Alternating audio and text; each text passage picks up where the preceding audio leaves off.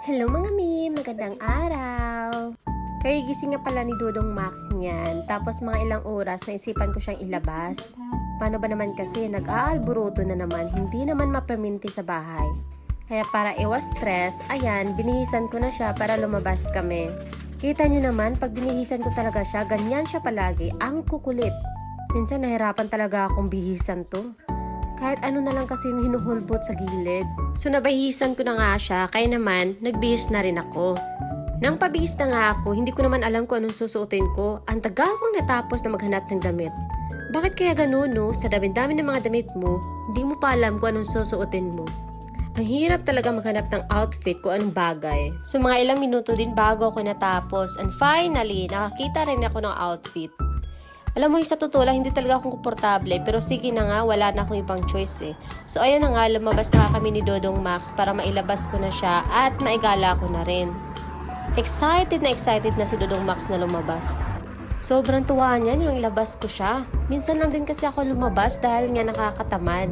Naawa nga ako ni Dodong Max kasi nga saka ko lang siya mailabas pag gusto kong lumabas.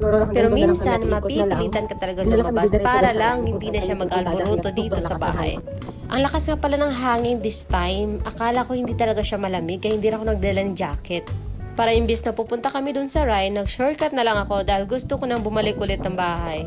Paano ba naman kasi nilalamig ako? Sa nipis ba naman ang suot ko? O ayan tuloy. So ayun na nga, umikot na kami saglit tapos ito, pauwi na rin kami. Ilang minuto nga lang pag-ikot namin, umuwi na kami agad. Pagdating ko naman sa bahay, pumunta ako sa basement para check ko yung laundry ko kanina. Lahat kasi ng laundry dito namin sa basement nilalagay. So in short, garahe po siya. Pag-check ko nga, nakita ko naka-on na rin yung dryer. Hindi man lang ako sinabihan ng isa na nilagay niya pala yung second batch. At yung nilaban ko kanina, ayan, nilagay niya pala sa dryer. Ay, nako. Nag-effort pa talaga akong bumaba. So, ayan na nga, umakit na ako sa taas at nilagay ko nga pala si Max sa labas. Kasi alam kong bitin siya na nilabas ko siya kanina tapos inuwi ko agad. Gusto ko lang naman sana siyang i-check kaso lang parang nakita ko may kinain na. Ano yung batang to? Kinain na yung dahon. Nakakaloka talaga tong batang to. Kahit ano-ano na lang yung pinapasok sa bibig niya.